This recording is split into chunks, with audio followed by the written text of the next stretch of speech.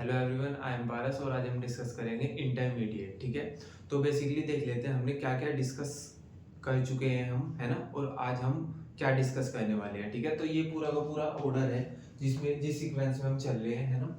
हमने organic molecule, substrate ये discuss कर लिया, अटैकिंग रिएजेंट डिस्कस कर लिया। तीन तरह के होते हैं हमारे पास, nucleophile, electrophile, free radical discuss कर लिया हमने। लिविंग ग्रुप भी डिस्कस कर लिया। बॉन्ड क्लीवेज हमने लास्ट लेक्चर में डिस्कस किया था और आज हम डिस्कस करेंगे कि इंटरमीडिएट क्या होता है। ठीक है, तो बेसिकली हमने बॉन्ड क्लीवेज में ये डिस्कस किया था कि हमारे पास कोई मॉलिक्यूल होता है जो कि बना होता है एटम्स के इलेक्ट्रॉन शेयरिंग से। मतलब हमारे पास दो एटम होते हैं, वो एक दूसरे की तरफ अट्रैक्ट होते हैं। क्यों? क्योंकि वो इलेक्ट्रॉन को शेयर करते हैं, और जो इन दोनों के बीच का अट्रैक्शन होता है उसको हम बॉन्ड बोल देते हैं। तो हम ऐसे बोल रहे हैं कि हमारे पास दो एटम है जिन्होंने एक बॉन्ड का फॉर्मेशन कर रखा है ना। और अगर हम उस बॉन्ड को ब्रेक डाउन कर दे तो हम ये बोल देंगे कि बॉन्ड का क्लीवेज हो गया। ठीक है, तो बेसिकली बॉन्ड क्लीवेज क्या होता है कि हम दो एटम्स के बीच के बॉन्ड को तोड़ देते हैं, उसको हम बॉन्ड क्लीवेज बोलते हैं। ठीक है, अब आज हम डिस्कस करेंगे कि इंटरमीडिएट क्या होता है। तो इंटरमीडिएट हमारे पास जब हम बॉन्ड का क्लीवेज कराते हैं, बॉन्ड को तोड़ते हैं, तो तब हमारे पास इंटरमीडिएट का फॉर्मेशन होता है। ठीक है, तीन तरह के इंटरमीडिएट पढ़ने हैं हमको। हमको फर्स्ट पढ़ना है कार्बोकैटायन, सेकंड कार्बो एनायन, और थर्ड है हमारे पास फ्री रेडिकल। ठीक है, तो बेसिकली हम ये बोल रहे हैं कि जब भी हमारे पास कोई रिएक्शन होती है, कोई भी रिएक्शन है, उस रिएक्शन में हमारे पास कोई ऑर्गेनिक कंपाउंड होगा।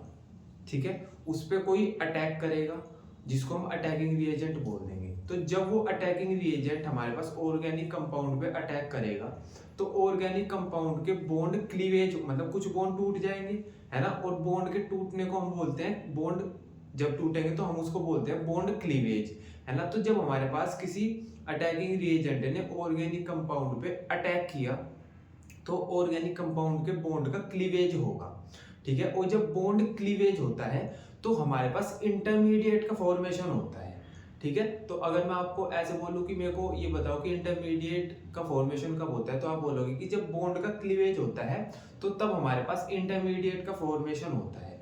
ठीक है, तो ऑर्गेनिक कंपाउंड पे अटैकिंग रिएजेंट ने अटैक किया, है ना, बॉन्ड का क्लीवेज हुआ, कुछ लिविंग ग्रुप वहां से लीव कर गया, तो इन सब की जो स्टडी होती है इसको हम रिएक्शन मैकेनिज्म बोल देते हैं। ठीक है, तो अभी आप बेसिकली ये समझ लो कि इंटरमीडिएट कैसे बनते हैं, इंटरमीडिएट होता क्या है। तो बेसिकली हमारे पास जब रिएक्टेंट से प्रोडक्ट का फॉर्मेशन होता है, रिएक्टेंट से प्रोडक्ट बन रहा है, तो उनके बीच में जो सब्सटेंस बनते हैं उनको हम इंटरमीडिएट बोल देते हैं। इंटरमीडिएट का फॉर्मेशन कैसे होता है? जब हमारे पास जो मॉलिक्यूल है उसके बॉन्ड टूटेंगे, बॉन्ड का क्लीवेज होगा, तो उससे हमारे पास इंटरमीडिएट का फॉर्मेशन होगा। इंटरमीडिएट हो कौन कौन सकते हैं? कार्बोकैटायन, कार्बो एनायन और फ्री रेडिकल। ठीक है, तो सिंपल आपको इतनी बात समझ आनी चाहिए कि जब हमारे पास कोई बॉन्ड टूटता है तब हमारे पास इंटरमीडिएट का फॉर्मेशन होता है। अभी हमारे पास तीन इंटरमीडिएट है, इनके बारे में डिस्कस करेंगे कि कार्बोकैटायन कब फॉर्म होगा, कैसे फॉर्म होगा, कार्बो एनायन कैसे फॉर्म होगा, और फ्री रेडिकल कैसे फॉर्म होगा। ठीक है, तो बेसिकली हम ये देख लेते हैं। फर्स्ट वाला समझो कि कार्बोकैटायन जो इंटरमीडिएट है उसका फॉर्मेशन कैसे होता है। तो मैं सिंपल ये बोल रहा हूं कि हमारे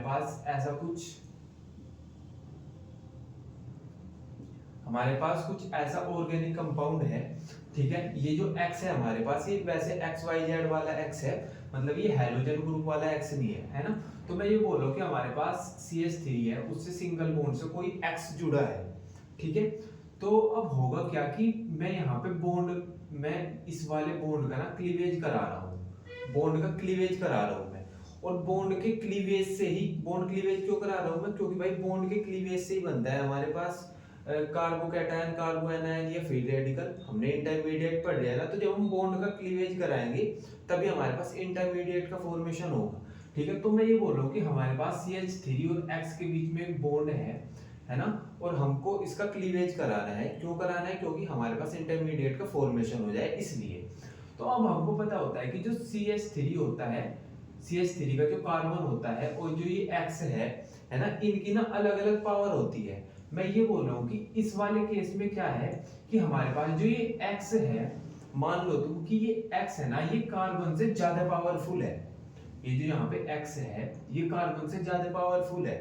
तो जब हम इसका क्लीवेज कराएंगे तो ये जो बॉन्ड के अंदर दो इलेक्ट्रॉन है, ये दोनों इलेक्ट्रॉन को अपनी तरफ अट्रैक्ट कर लेगा। क्यों, कैसे कर लेगा अट्रैक्ट? क्योंकि ये ज्यादा पावरफुल है। मान लो कि इसकी इलेक्ट्रोनेगेटिविटी ज्यादा है ना। तो सिंपल तुमको याद रखना है कि जो हमारे पास कार्बन है और ये एक्स है, इन दोनों में से एक्स ज्यादा पावरफुल है। जब ये ज्यादा पावरफुल होगा तो ये दोनों इलेक्ट्रॉन को अपने पास अट्रैक्ट कर लेगा, है ना, वो दोनों इलेक्ट्रॉनों को अपने पास रख लेगा। ठीक है, इसको हम दिखाएंगे कैसे? इसको हम ऐसे कर्व्ड एरो से दिखाते हैं कि हमारे पास जो x है वो ज्यादा पावरफुल है, इसलिए जो दोनों इलेक्ट्रॉन है इसको x अपने पास रख लेगा।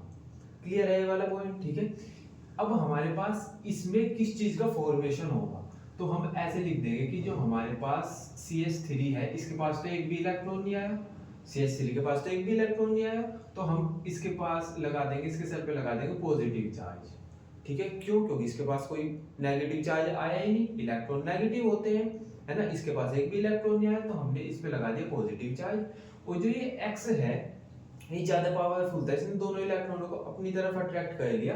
तो जब दोनों इलेक्ट्रॉन x के पास आ गए तो इलेक्ट्रॉन नेगेटिव होते हैं, तो x नेगेटिव हो गया, तो इसलिए हम x के ऊपर लगा देंगे नेगेटिव का चार्ज। ठीक है, सिंपल समझो भाई, दोनों इलेक्ट्रॉन को x ने अट्रैक्ट कर लिया।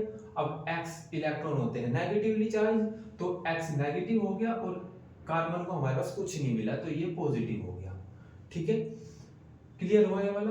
अब ये क्योंकि कार्बन है, ये कार्बन है और इस पे पॉजिटिव चार्ज है, तो मैं इसको बोल दूंगा कार्बोकैटायन, क्योंकि जहां पे पॉजिटिव चार्ज होता है उसको मैं कैटायन बोलता हूं, है ना। अब यहाँ पे कार्बन के पास पॉजिटिव चार्ज है, तो हम इसको बोल देंगे कार्बोकैटायन। ठीक है, तो बेसिकली अगर इस तरीके का हमारे पास क्लीवेज होगा, कैसा क्लीवेज हुआ है यहाँ पे? हेट्रोलिटिक। हेट्रोलिटिक वो वाला क्लीवेज होता है जब दोनों इलेक्ट्रॉन एक ही बंदे को मिल जाते हैं। एक दूसरा भी हमने क्लीवेज पढ़ा था, होमोलिटिक। होमोलिटिक में क्या था कि एक इलेक्ट्रॉन दूसरे को मिलेगा और एक पहले वाले को मिलेगा, मतलब इक्वली डिस्ट्रीब्यूशन होगा इलेक्ट्रॉन का अगर हम होमोलिटिक क्लीवेज कराएं। लेकिन यहाँ पे हेट्रोलिटिक क्लीवेज हुआ, दोनों इलेक्ट्रॉन एक ही बंदा ले गया, है ना। तो यहाँ पे हमारे पास कार्बोकैटायन का फॉर्मेशन हो गया। तो बेसिकली जो ये कार्बोकैटायन है, ये कार्बोकैटायन ये है। ठीक है, कार्बोकैटायन का फॉर्मेशन देख लिया और यहाँ पे क्लीवेज देख लो, यहाँ पे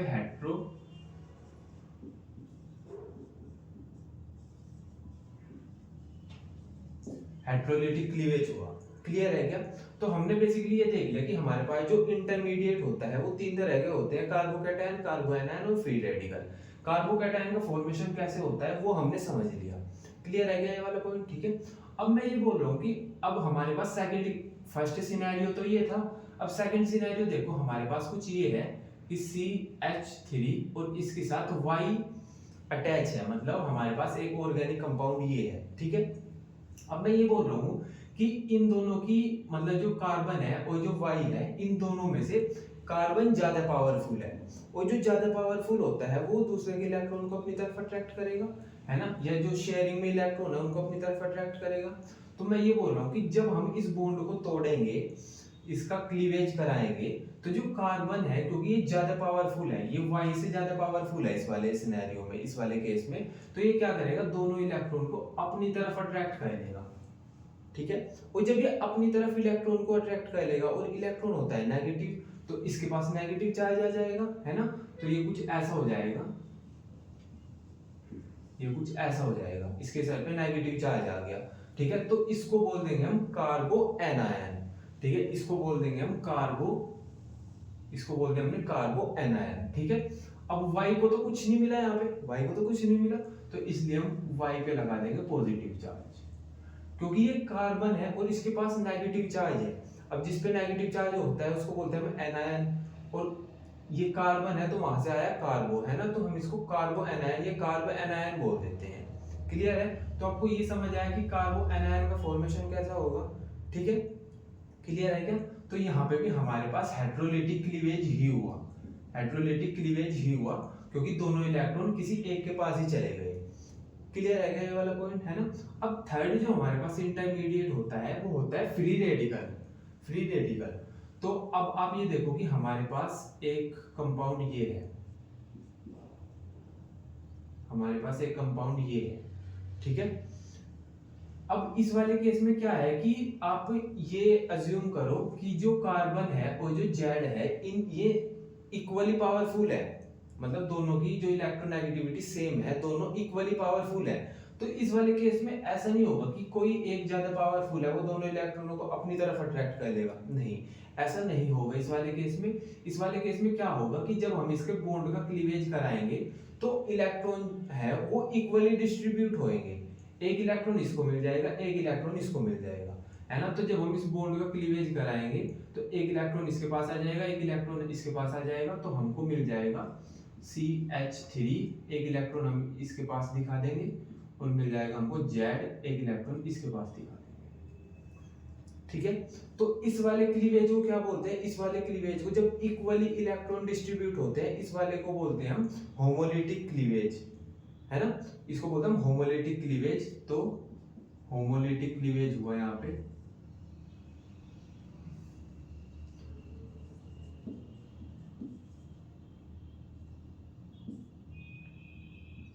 होमोलिटिक क्लीवेज हुआ। तो होमोलिटिक क्लीवेज से हमको फ्री रेडिकल मिलते हैं, हेटेरोलिटिक क्लीवेज से हमको कार्बोकैटायन और कार्बोएनायन मिलते हैं। क्लियर है क्या ये वाला पॉइंट, ठीक है। अब मैं ना आपको ना ये बोल रहा हूँ कि आपको ये तो समझ आ गया कि कार्बोकैटायन क्या होता है, कार्बोएनायन क्या होता है और फ्री रेडिकल क्या होता है, ठीक है। कार्बोकैटायन के बारे में डिस्कस करते हैं कुछ पॉइंट्स। तो बेसिकली जब कार्बोकैटायन का फॉर्मेशन हुआ तो हुआ था क्या हमारे पास कि कार्बन ने किसी के साथ बॉन्ड बना रखा था, अपने इलेक्ट्रॉन शेयर कर रखे थे। जब वो बॉन्ड टूटा तो वो जो दूसरा बंदा था जिसने कार्बन के साथ बॉन्ड का फॉर्मेशन कर रखा था वो ज्यादा पावरफुल था और वो अपने इलेक्ट्रॉन तो ले ही गया, वो कार्बन के इलेक्ट्रॉन भी अपने साथ ले गया।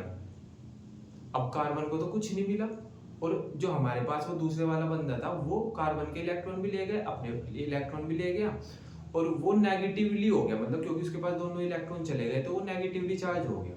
तो अब कार्बन तो इस वाले केस में बहुत ज्यादा अनस्टेबल हो जाएगा ना भाई, तुमने किसी के साथ अपनी चीज शेयर कर रखी है ना, वो तुम्हारी चीज ले गया, तुमको कुछ भी नहीं मिला, तो तुम तो अनस्टेबल हो जाओगे ना, तुम तो बहुत जल्दी रिएक्ट करोगे कि यार अब मैं कैसे भी करके कुछ भी करके जो मेरी चीज थी वो मैं वापस ले लूं। तो तुम तो बहुत ज्यादा अनस्टेबल हो जाओगे, बहुत ज्यादा रिएक्टिव हो जाओगे कि यार मेरे को ना कुछ भी करके मेरे को ये वाली चीज मेरी वापस चाहिए, है ना। तो मैं ये बोल रहा हूँ कि ऐसे ही कार्बन भी बहुत ज्यादा अनस्टेबल हो जाता है कि यार मेरे पास तो कुछ भी नहीं रहा, मेरा तो इलेक्ट्रॉन भी चला गया, है ना। कार्बन बहुत ज्यादा हमारे पास अनस्टेबल हो जाता है और जब बंदा अनस्टेबल होता है ना तो वो बहुत रिएक्टिव हो जाता है, वो छोटी छोटी चीजों पे रिएक्ट करता है ना। तो ऐसे ही कार्बोकैटायन में क्योंकि उसके दोनों उसका इलेक्ट्रॉन कोई और ले गया तो उसके सर पे पॉजिटिव चार्ज आ गया और वो बहुत ज्यादा अनस्टेबल हो गया क्योंकि उसके इलेक्ट्रॉन थे यार, वो कोई और ले गया, वो तो अनस्टेबल होगा। वो जब कोई अनस्टेबल होता है तो वो बहुत ज्यादा रिएक्टिव हो जाता है, वो छोटी छोटी चीजों पर रिएक्ट करेगा, है ना। तो मैं ये बोल रहा हूँ कि आपको ये याद रखना है कि जो कार्बोकैटायन होता है वो अनस्टेबल होता है और वो छोटी छोटी चीजों पे रिएक्ट करता है, मतलब वो बहुत रिएक्टिव होता है। तो कार्बोकैटायन अनस्टेबल है और हाईली रिएक्टिव है। क्लियर है। अब मैं ये बोल रहा हूं कि जो हमारे पास आप एक बार ये तो समझ आ गया कि आपको कि कार्बोकैटायन क्या होता है और बहुत ज्यादा रिएक्टिव है कार्बोकैटायन और अनस्टेबल है, ठीक है। अब मैं आपको ये बोल रहा हूँ कि एक बार ये समझ लो कि प्राइमरी कार्बोकैटायन क्या होता है, सेकेंडरी कार्बोकैटायन क्या होता है और टर्शियरी कार्बोकैटायन क्या होता है। तो मैं ये बोल रहा हूँ कि प्राइमरी कार्बोकैटायन वो होता है जिसमें जो कार्बोकैटायन है वो एक कार्बन से जुड़ा हुआ हो, वो प्राइमरी कार्बोकैटायन होता है। और जिसमें कार्बोकैटायन दो कार्बन से जुड़ा हो वो सेकेंडरी कार्बोकैटायन होता है। और जिसमें कार्बोकैटायन तीन कार्बन से जुड़ा हो वो टर्शियरी कार्बोकैटायन होता है। अभी समझाता हूं मैं आपको, एक बार देख लो। Carbocation are highly unstable and reactive species, ये तो हमने समझ लिया। हाईली अनस्टेबल क्यों है यार, उसके इलेक्ट्रॉन कोई और ले गया तो अनस्टेबल तो हो गई वो। रिएक्ट भी करेगा यार, वो बहुत ज्यादा रिएक्टिव होगा, वो कैसे भी सोचेगा कि मैं किसी से भी रिएक्ट करके इलेक्ट्रॉन मिल जाए मेरे को, ठीक है। ये पॉइंट तो आपको समझ आ गया। अब मैं ये बोल रहा हूँ कि if a carbocation is attached to one carbon, अगर जो हमारे पास कार्बोकैटायन है मतलब C के ऊपर जो पॉजिटिव है सी के कार्बन के ऊपर जो पॉजिटिव है वो वाला कार्बन अगर एक कार्बन से जुड़ा है तो उसको हम प्राइमरी कार्बोकैटायन बोल देंगे। भैया एग्जांपल बताओ, इसका एग्जांपल देखो, ये वाला, ये हमारे पास जो कार्बन है ये कार्बोकैटायन है, कार्बन के ऊपर पॉजिटिव चार्ज है तो हमने इसको कार्बोकैटायन बोल दिया। ये कार्बोकैटायन दो तरफ तो हाइड्रोजन से जुड़ा है तो इनसे तो हमको मतलब नहीं, हमको तो ये देखना है कि कार्बोकैटायन जो है वो कितने कार्बन से जुड़ा है। तो दो तरफ तो ये हाइड्रोजन से जुड़ा है और एक तरफ ये आर से जुड़ा हुआ है। आर क्या होता है? Alkyl group. एल्काइल ग्रुप मतलब अब यहाँ पे हम एल्काइल ग्रुप की जगह पे हम कार्बन की चेन रखते हैं ना, तो इस आर की जगह पे हम कार्बन की चेन लिख सकते हैं भाई, CH3 CH2 या CH3 CH2 CH2, मतलब कितने भी कार्बन की हम चेन लगा सकते हैं इस कार्बन इस आर की जगह पे, है ना। तो इस H की जगह पे भी हम ऐसा कुछ तो नहीं कर सकते क्योंकि ये एल्काइल ग्रुप थोड़े ही ना है। तो बेसिकली मैं ये बोल रहा हूँ कि इस वाले ये वाला जो कार्बोकैटायन है ये दो तो H से जुड़ा है और एक R से जुड़ा है और R की जगह पे हम कार्बन की चेन यूज कर सकते हैं। तो बेसिकली ये वाला कार्बन एक कार्बन से जुड़ा है तो इसलिए हम इसको प्राइमरी कार्बोकैटायन बोल रहे हैं। ठीक है, समझ आएगा आपको ये वाला पॉइंट? ठीक है, अब ये सेकंड वाले केस में देखो कि अगर हमारे पास एक कार्बन ना हो, दो कार्बन से जुड़ा हो कार्बोकैटायन, हमारे पास जो कार्बोकैटायन है वो दो कार्बन से जुड़ा हो तो हम उसको सेकेंडरी कार्बोकैटायन बोल देते हैं। ये वाला केस देखो, इसमें जो कार्बोकैटायन है दो आर से जुड़ा है, एक हाइड्रोजन है, तो ये कार्बोकैटायन दो आर से जुड़ा है तो हम ऐसे बोल सकते हैं कि दो कार्बन से जुड़ा है ये, क्योंकि आर की जगह पे हम कार्बन की चेन लिख देंगे ना। ठीक है, तो इसको बोल देंगे हम सेकेंडरी कार्बोकैटायन। थर्ड केस में क्या है कि अगर हमारे पास जो कार्बोकैटायन है वो तीन कार्बन से जुड़ा है तो हम उसको बोल देंगे टर्शियरी कार्बोकैटायन। जैसा ये हो गया कि हमारे पास जो कार्बन है ये तीन एल्काइल ग्रुप से जुड़ा है तो तीन कार्बन से जुड़ा होगा इस वाले एग्जांपल में, इसको हम टर्शियरी कार्बोकैटायन बोल देंगे। क्लियर है क्या? तो बेसिकली मैं आपको ये बोल रहा हूँ कि आपको ये समझ आ गया कि अगर कार्बन एक कार्बन से जुड़ा है, कार्बन के साइड में एक और कार्बन है तो हम उसको प्राइमरी कार्बन बोल देंगे। सॉरी, कार्बोकैटायन के अगर साइड में एक और कार्बन है तो हम उसको प्राइमरी कार्बोकैटायन बोल देंगे। अगर कार्बोकैटायन के पास दो कार्बन है तो हम उसको सेकेंडरी कार्बोकैटायन बोल देंगे और अगर तीन कार्बन है कार्बोकैटायन के पास तो हम उसको बोल देंगे टर्शियरी कार्बोकैटायन। ठीक है, तो अब मैं ये बोल रहा हूँ कि हमारे पास हुआ क्या कि हमारे पास कार्बोकैटायन था और वो बहुत अनस्टेबल था हमारे पास। तो हुआ क्या कि उसके पास आके एक आर ग्रुप जुड़ गया तो वो अब प्राइमरी कार्बोकैटायन बन गया। ठीक है, फिर उसके पास एक और एल्काइल ग्रुप आके जुड़ गया, वो सेकेंडरी कार्बोकैटायन बन गया। फिर उसके पास एक और एल्काइल ग्रुप आके जुड़ गया, वो टर्शियरी कार्बोकैटायन जुड़ गया तो बन गया। तो जैसे जैसे कार्बोकैटायन से कार्बन जुड़ते हैं वैसे वैसे वो स्टेबल होता चला जाता है। मैं ये बोल रहा हूँ पहले कार्बन अनस्टेबल था, फिर वो प्राइमरी जो कार्बोकैटायन था वो अनस्टेबल था, फिर वो प्राइमरी कार्बोकैटायन बन गया। मींस कि उस कार्बन से एक एल्काइल ग्रुप आगे जुड़ गया तो वो स्टेबल हो गया थोड़ा सा, फिर एक और एल्काइल ग्रुप आगे जुड़ गया उस कार्बोकैटायन से तो सेकेंडरी कार्बोकैटायन बन गया, वो और ज्यादा स्टेबल हो गया। फिर एक और आगे जुड़ गया तो वो फिर टर्शियरी कार्बोकैटायन बन गया, वो और ज्यादा स्टेबल हो गया। तो मैं ये बोल रहा हूँ कि हमारे पास जो कार्बोकैटायन है इसके पास एक एल्काइल ग्रुप है, मतलब एक कार्बन से जुड़ा हुआ है। ठीक है, तो इसको हम प्राइमरी कार्बोकैटायन बोलते हैं।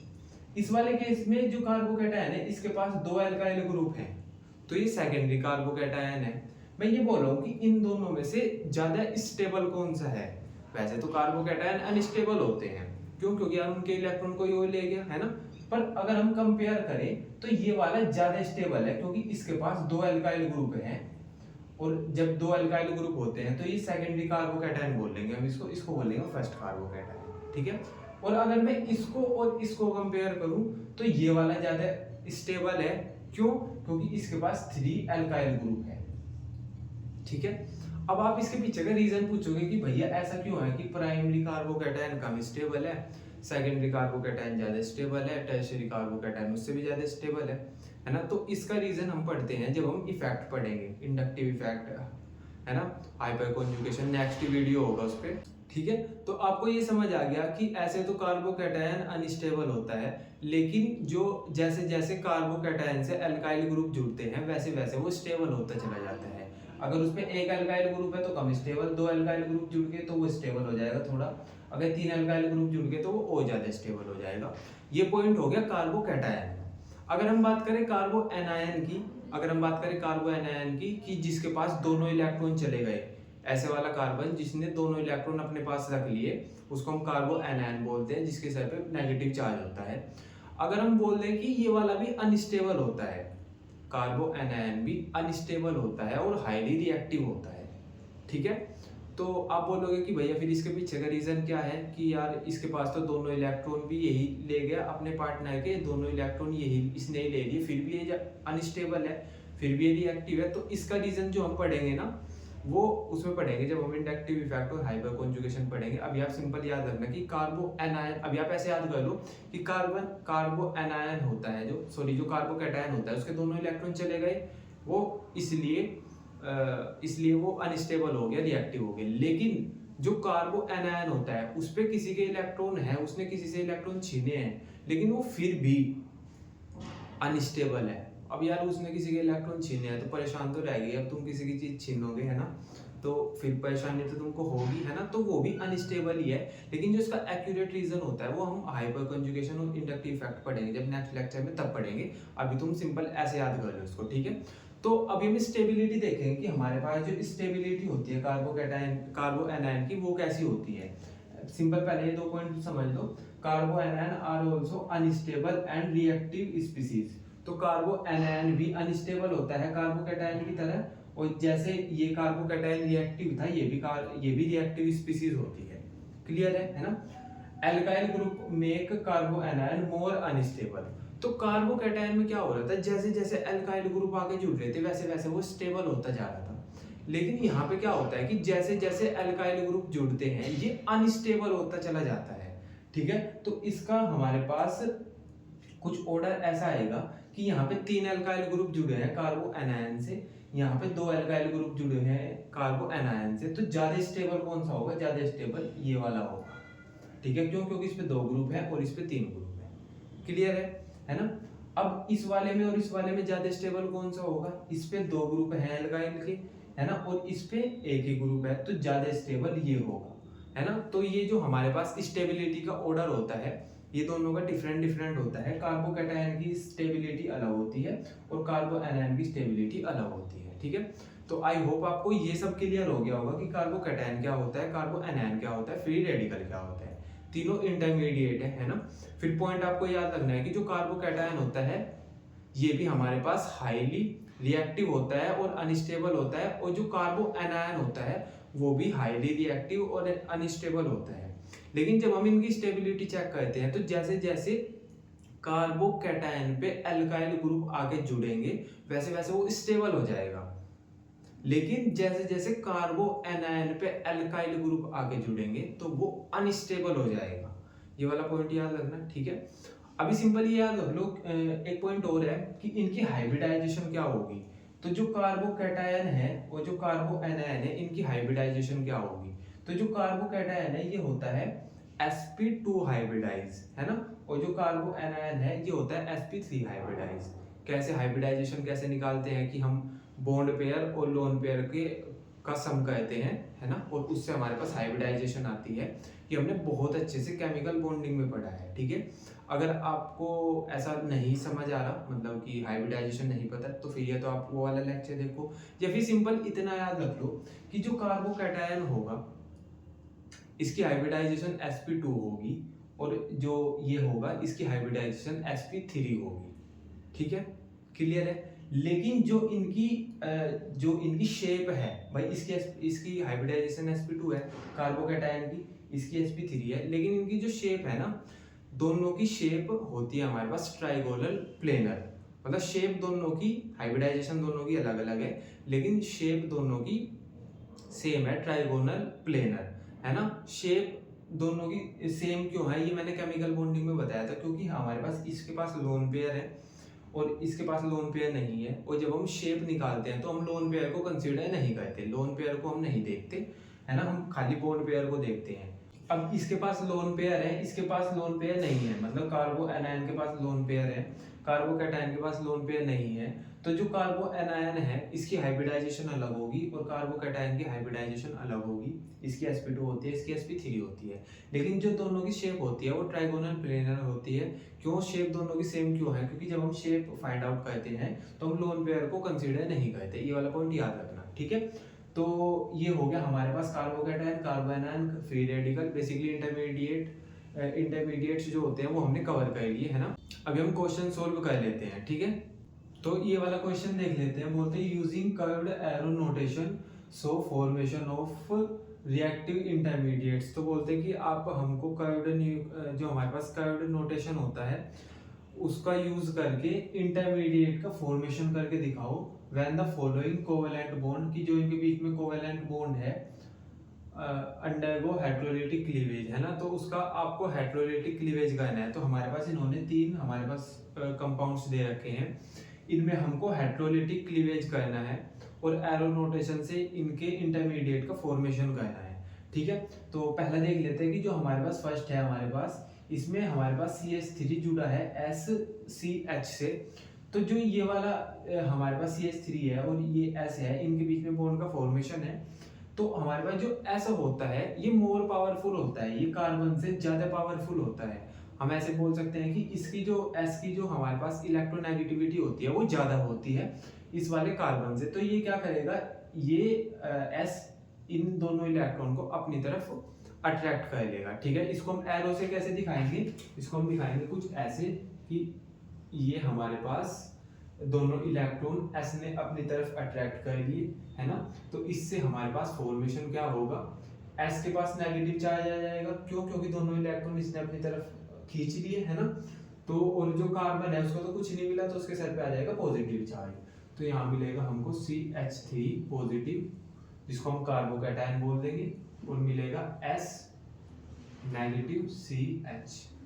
क्लियर है क्या ये वाला पॉइंट? ठीक है। अब सेकंड वाले केस में देखेंगे, हमारे पास कार्बन है और यहाँ पे नाइट्रोजन है। अब नाइट्रोजन हमारे पास ज्यादा पावरफुल होती है, ठीक है।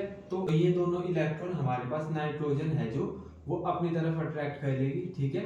तो जब नाइट्रोजन ने अपनी तरफ अट्रैक्ट कर लिए दोनों इलेक्ट्रॉन, तो कार्बन को तो कुछ भी नहीं मिला, है ना। तो कार्बन के साथ पे आ जाएगा पॉजिटिव चार्ज, इसको बोलते हैं हम कार्बोकैटायन, और यहाँ पे आ जाएगा CN नेगेटिव। क्लियर है क्या? ठीक है। अब थर्ड वाला केस देखो कि जो हमारे पास इसमें क्या है कि Cu ने CH3 के साथ सिंगल बॉन्ड से जुड़ा है ना।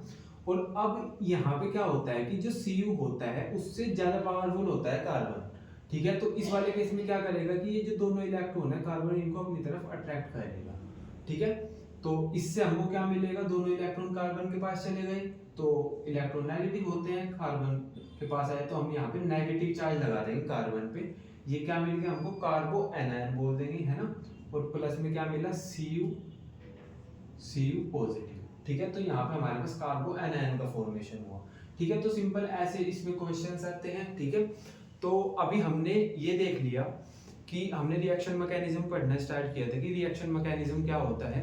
रिएक्शन मैकेनिज्म में हमने बोला कि भाई जो पूरी की पूरी स्टडी होती है कि क्या ऑर्गेनिक कंपाउंड है हमारे पास, उस पे किस अटैकिंग रिएजेंट ने अटैक किया, बॉन्ड का क्लीवेज कैसे हुआ, लीविंग ग्रुप कहाँ पे लीव कर गया, क्यों लीव कर गया, है ना। और इंटरमीडिएट क्या फॉर्मेशन, इंटरमीडिएट क्या बना, कार्बोकैटायन बना, कार्बो एनायन बना, फ्री रेडिकल बना, है ना। फिर उसके बाद प्रोडक्ट का फॉर्मेशन हुआ। तो जब हम इन सब की स्टडी करते हैं इसको ही हम बोल देते हैं रिएक्शन मैकेनिज्म। हमने सब कुछ पढ़ लिया। रिएक्शन मैकेनिज्म में बेसिकली हम ये सब चीजें देखते हैं कि हमारे पास ये वाली चीजें डिस्कस करनी होती है, ये सब हमने डिस्कस कर ली, ठीक है। तो अभी हम यहाँ पे ये वाला लेक्चर खत्म होता है ना, टॉपिक भी खत्म है ये वाला, है ना। और अभी आपको जो नेक्स्ट लेक्चर मिलेगा उसमें हम पढ़ेंगे इंडक्टिव इफेक्ट, है ना, हाइपर कॉन्जुगेशन, ठीक है। तो इन सब का रिवीजन करो, क्योंकि पूरी ऑर्गेनिक केमिस्ट्री में आपको सबसे ज्यादा जो वर्ड सुनने को मिलेंगे organic compound, attacking reagent, nucleophile, electrophile, free radical, है ना। और इंटरमीडिएट की यहाँ पे कार्बोकैटायन है, कार्बोएनायन है, फ्री रेडिकल बन रहा है ना। तो ये आपको पूरी ऑर्गेनिक में परेशान करेंगे अगर आपको ये सब अभी समझ ना आए, ठीक है। तो मैंने आपको ऐसा कोशिश करी है समझाने की, आई होप आपको क्लियर हो गया होगा, है ना। तो इन सब का रिवीजन करना, ठीक है। पूरी ऑर्गेनिक समझने के लिए ये सब चीजें अगर आपको समझ आ गई ना, है ना, पूरी ऑर्गेनिक आपके लिए बिल्कुल इजी हो जाएगी, ठीक है। तो इन सब का रिवीजन करें, बाकी हम कल पढ़ेंगे। बाय।